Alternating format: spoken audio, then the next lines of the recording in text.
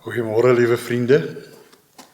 Weereens baie dankie vir jou dissipline, vir jou honger om in te skakel by hierdie dienste, om 'n tyd te maak in jou eie huis en jou eie program om net stil te word.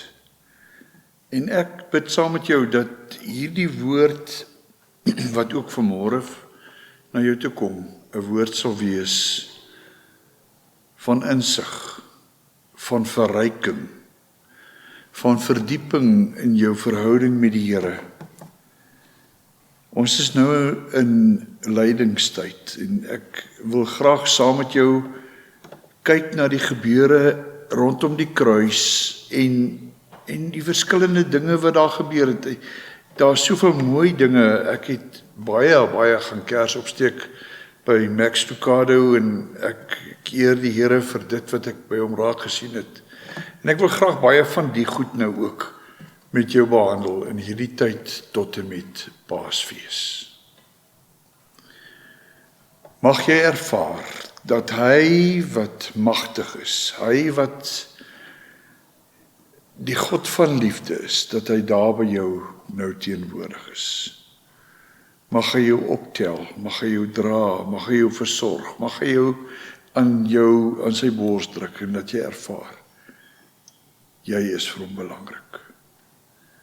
Want wat ons nou hier doen, is in die naam van ons Vader. Dis in die naam van Jesus die Here. En in die naam van die Heilige Gees, die een wat is en was en die een wat nou in jou lewe wil regeer. Genade vir jou en vrede van ons Here en Jesus Christus tot sy eer. Amen. Kom ons sing 'n lied. Ek het besluit op die lied 158.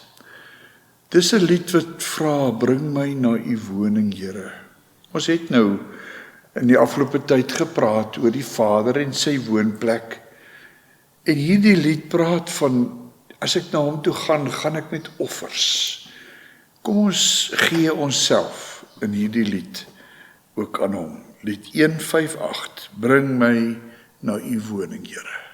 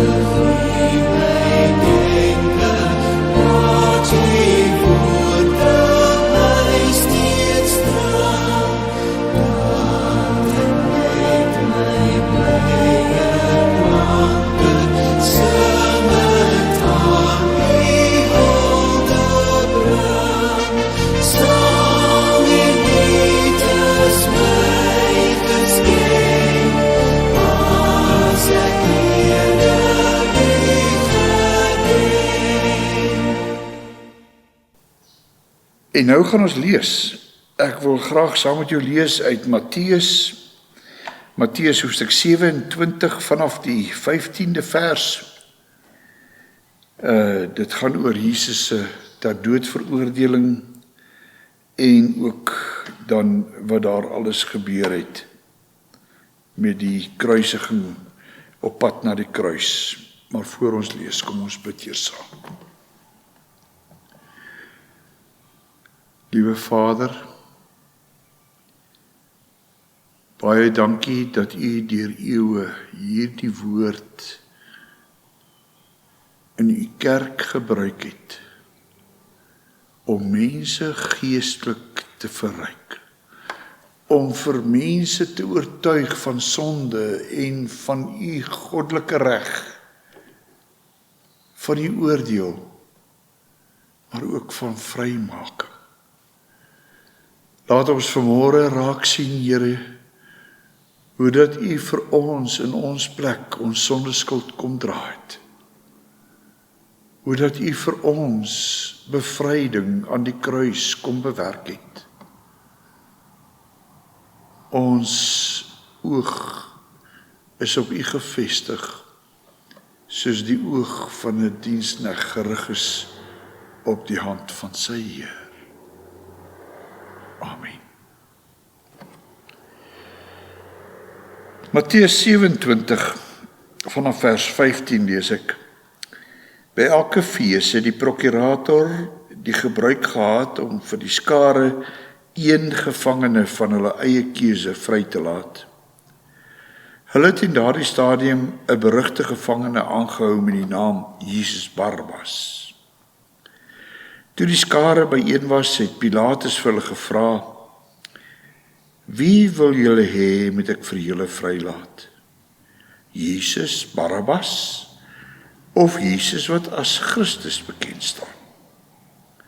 Want hy het geweet dat hulle hom uit naaiwer oorgelewer het.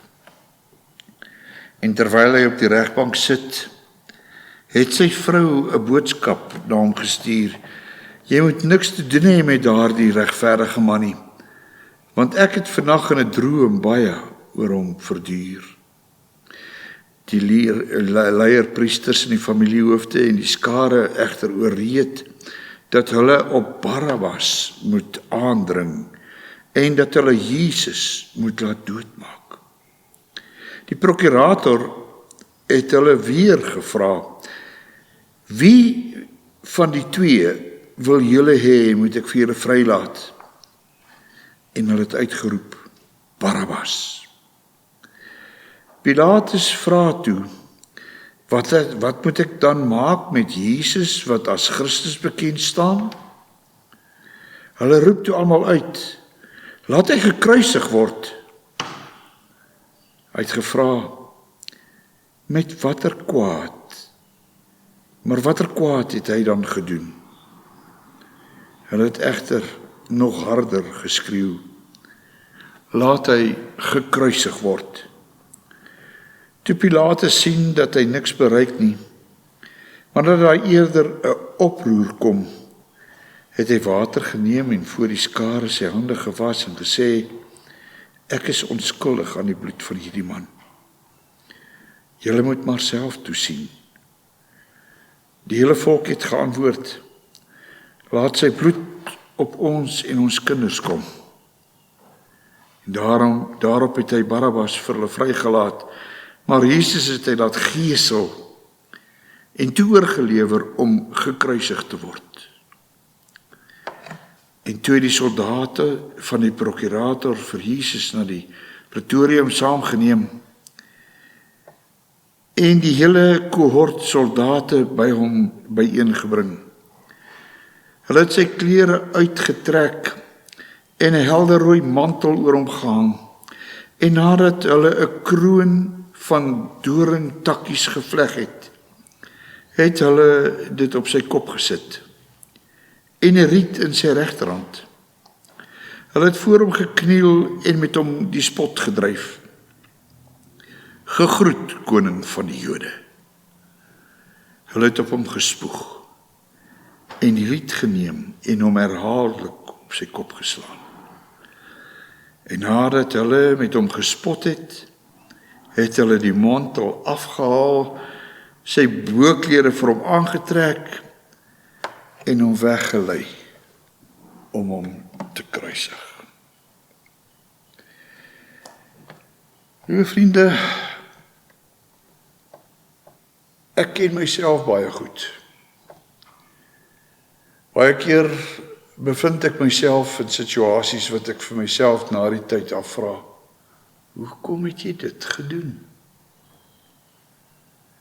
Daar is tye wat 'n mens net jou eie selfbeheersing verloor. En dan is dit asof die dier in jou wakker word. En die soldate het hier dieselfde ding oorgekom. Hulle het 'n opdrag gekry van die prokurator van Pilatus, gaan gesel vir Jesus en kruisig hom. Maar dan lees ons vanaf vers 27, hulle het toe nou die soldate van die prokurator het Jesus na die pretorium geneem en die hele kohort soldate by hom byeengebring. Hulle het sy klere uitgetrek en 'n helder rooi mantel om hom gehang en nadat hulle 'n kroon van doringtakkies gevleg het hulle dit op sy kop gesit, 'n riet in sy regterhand. Hulle het voor hom gekniel, hulle het met hom die spot begedryf. Gegroet koning van die Jode. Hulle het op hom gespoeg en die riet geneem en hom herhaaldelik op sy kop geslaan. En nadat hulle hom gespot het, het hulle die mantel afgehaal, sy boklere vir hom aangetrek, hom weggelei om te kruisig. Ja, hulle het die opdrag gekry, hulle moet vir Jesus gaan kruisig. Ja, hulle moes hom gesel met 'n sweep wat 'n klomp riempies aan die punt gehad het, met op elk punt van elke riempie 'n loodballetjie. En wanneer hulle dan vir Jesus met hierdie sweep slaan, het dit sy vel uitmekaar geruk. Ja, hulle het bloed geruik. En toe hulle bloed ruik, toe is dit asof hulle totaal kop verloor. Hulle slaan vir hom. En hulle vat hom om te kruisig, maar tussenin doen hulle iets waarvoor hulle nie 'n opdrag gehad het nie. Ja, hulle trek bloed met die geseling. Dit was gewoonlik met so 39 houe. En soos die Engelse vertalings in die Grieks sê, die centurion, dis die owerste oor 100, moes dan net toesig hou dat die geseling nie alreeds vir die veroordeelde doodgemaak het nie. Baie keer het hulle nie 39 houe geslaan nie. Maar Jesus moes aan die lewe bly sodat hy gekruisig kon word. Hy hou toesig daaroor en hy keer dat hulle hom nie doodslaan nie.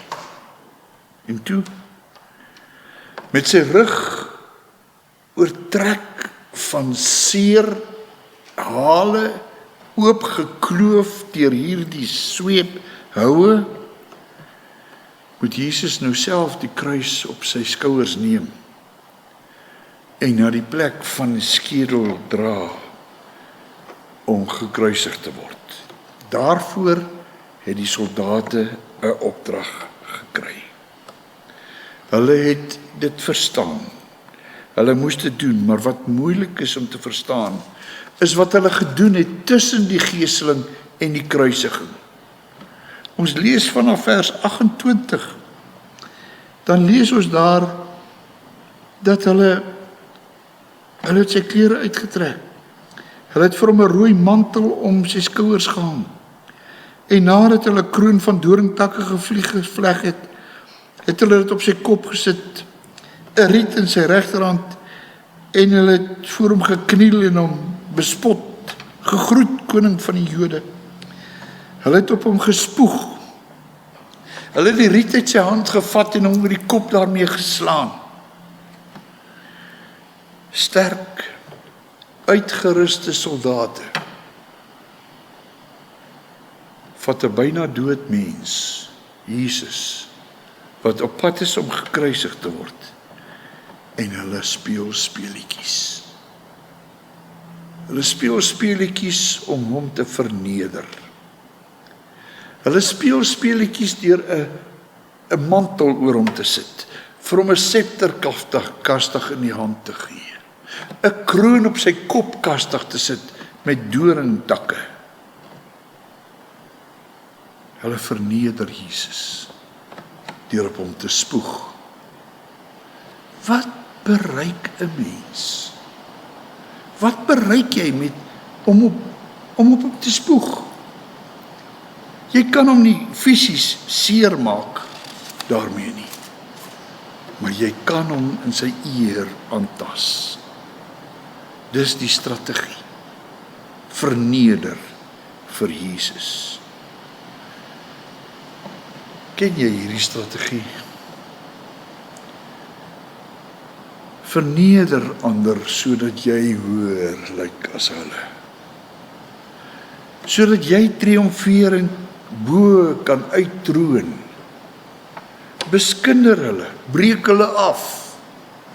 Dis die strategie wat hier aan die gang is.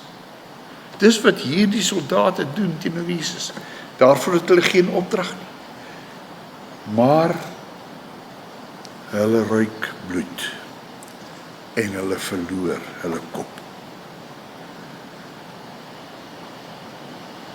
My liewe vriende, dis wat baie keer wat ons ook maar doen. Selfs aan Jesus doen. Matteus 25 sê in vers 40, vir sover julle dit aan die geringstes gedoen het, het julle dit aan my gedoen. Vir sover julle ander mense verneder, vir sover julle hulle bespoeg en bespot, doen julle dit aan my. En die rede daarvoor, dat hierdie dier in die mens na vore kom, die rede daarvoor, spel 'n mens sonde. Ek wil graag saam met jou na 'n klompie teksverse kyk. Efesiërs sê dit vir ons baie duidelik. Efesiërs hoofstuk 2 is een van die treffende gedeelte. Julle was dood as gevolg van julle oortredings en sondes wat voorheen julle hele lewenswyse gekenmerk het. Sonde het 'n manier om jou hele lewenswyse te kenmerk. Julle het gelewe so sondige wêreld. Julle het julle laat lei deur die vors van onsigbare magte. Die gees wat daar aan die werk is in mense wat aan God ongehoorsaam is. So het ons almal trouens gelewe. Gelukkig praat hy in die verlede tyd, die toekoms lê in Jesus anders. Maar dit is die natuur van die mens, om sondig, vernederend, ander mense af te breek. In teologiese terme kan ons dit sê, dat die mens totaal verdorwe is. Ons is verrot tot in die murg, tot in ons grein is ons verrot. Dawid sê, en dit ken jy ook, Dawid sê in Psalm 51, sê hy hierdie ding, Psalm 51, ek lees vir jou vers 5 tot 7. My oortredings ken ek, van my sonde bly ek altyd bewus.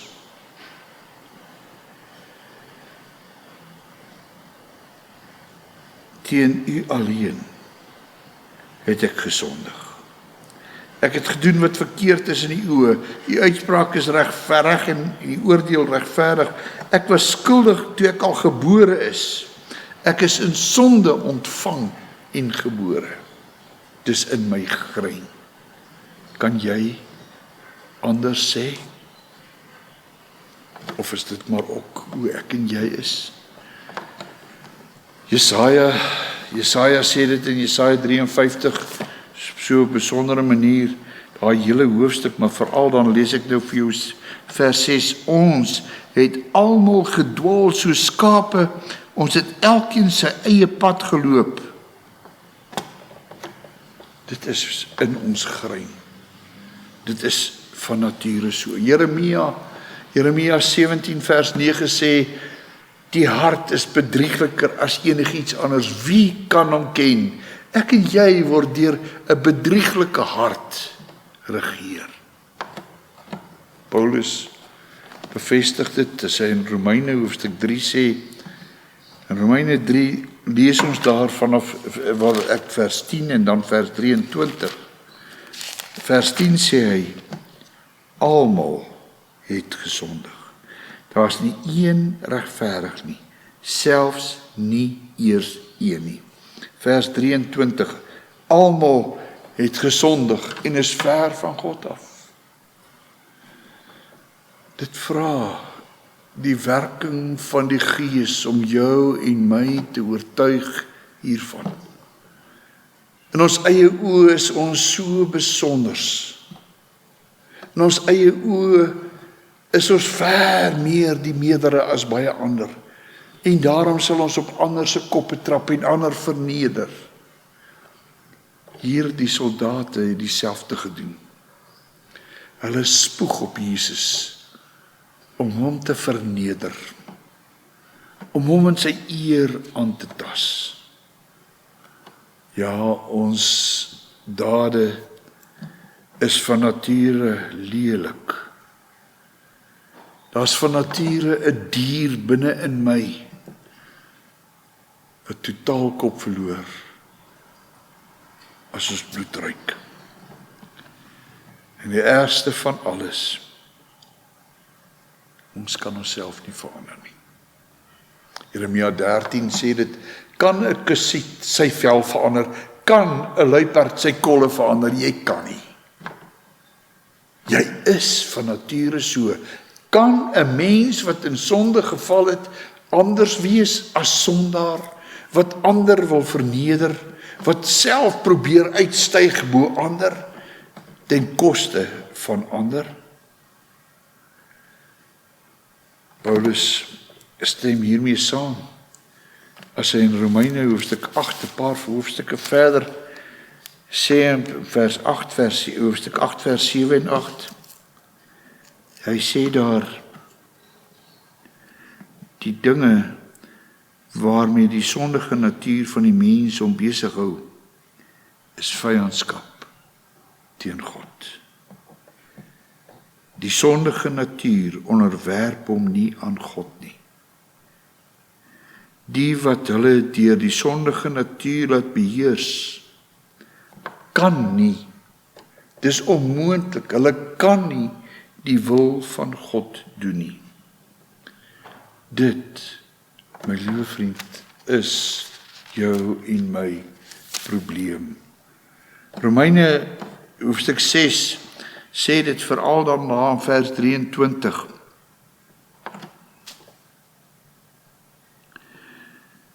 Julle is vrygemaak van die sonde en in diens van God gestel. Die loon wat die sonde gee, is die dood. Die loon van die sonde, die uiteinde van die sonde, van ons natuur, van ons sondige natuur, van ons dierlikheid, is die dood. Ja, ek en jy het 'n probleem. Ons is onheilig. Ons is nie heilig nie.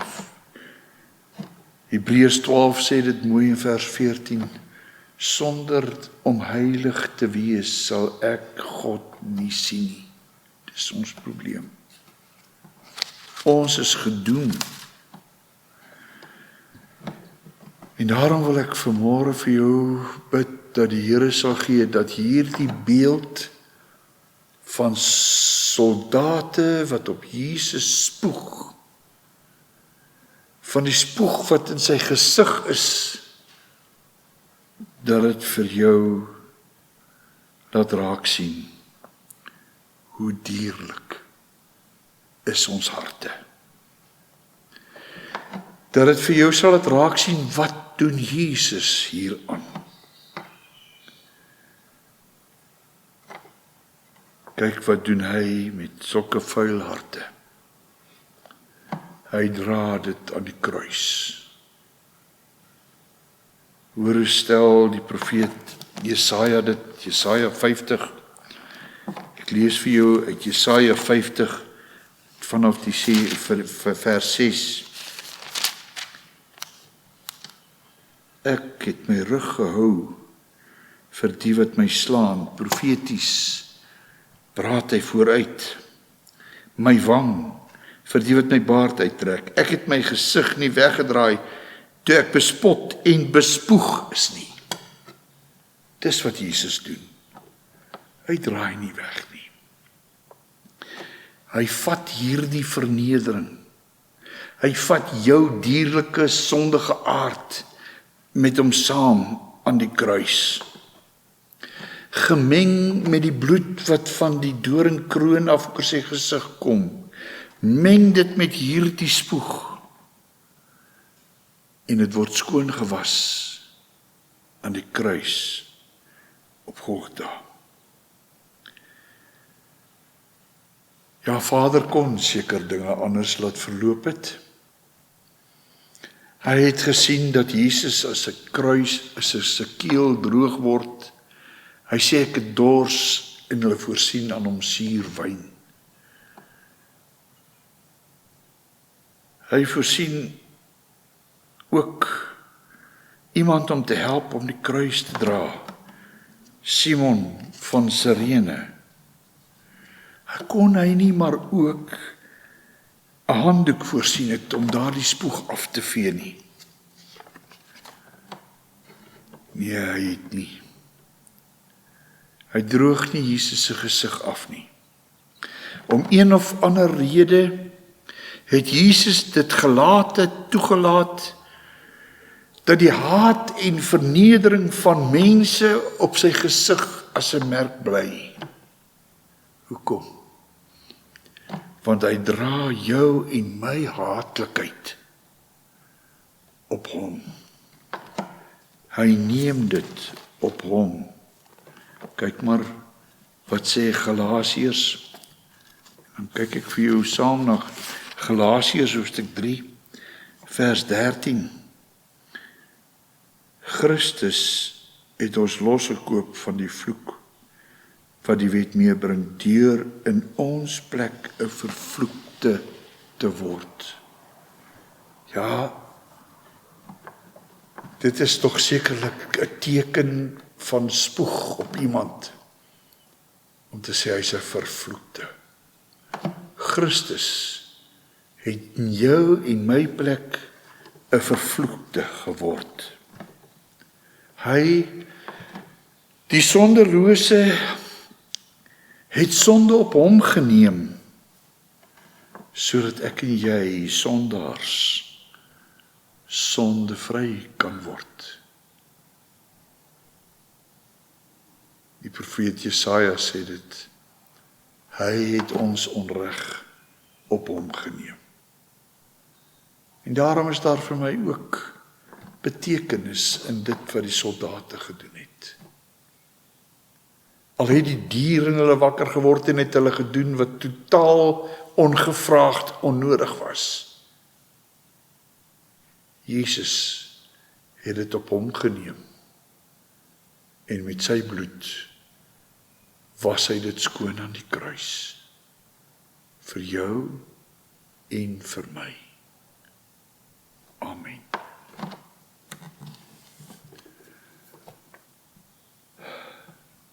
Here, ons doen so baie dinge wat ons baie keer as ons terugkyk nie verstaan. Hoekom is ons so nie? Maar van nature is ons geneig om dierlik op te tree. Voor ons kon kry, dan doen ek die verkeerde. Die goeie wat ek wil, dit doen ek nie. Here, maar U het dit vir ons aan die kruis gedra. U het in ons plek, het U daardie smet gedra. U die smetlose het besmet geraak aan die kruis. U die sondelose het vir ons sonde geword aan die kruis. En dit sodat ons deur die kruisdood skoon gewas kan word. Ons bid die Here, maak ons skoon. Skep vir ons 'n rein hart, o God. Skep in ons binneste 'n vaste gees, sodat ons U sal lief hê en dien, nou en vir altyd. Amen. Liewe vriend, ek weet nie van jou nie, maar daar is soms wat ek nie gemaklik voel om te sing nie. Na so 'n boodskap en wat hier gebeur het ek niks om oor te sing nie. Alwaarin ek myself kan verwonder is oor die genade van Jesus onbeskryflik groot. Ek wil vra dat jy saam met my luister na 'n klokkespel van hierdie lied, genade onbeskryflik groot. En dat jy dit oordink, te weet vir jou was daar die wonde. Vir jou het hy gekom om nuwe lewe te gee. Kom ons luister na hierdie klokkespel.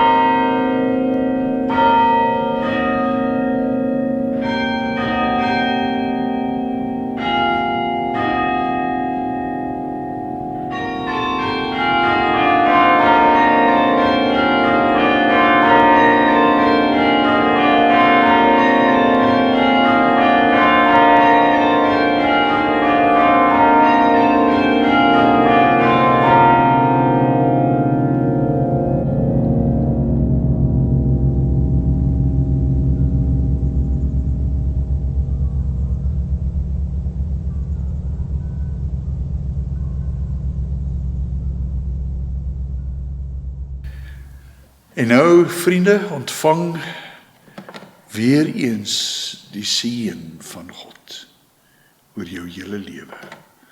Die genade van ons Here Jesus Christus.